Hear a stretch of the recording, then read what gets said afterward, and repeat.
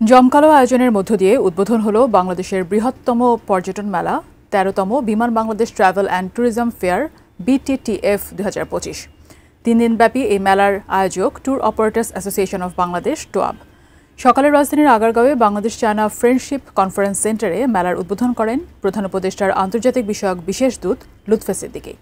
প্রধান অতিথি হিসেবে উদ্বোধনী বক্তব্যে তিনি দেশের পর্যটন শিল্পের উন্নয়নে সরকারি বেসরকারি উদ্যোক্তাদের একসাথে কাজ করার আহ্বান জানান।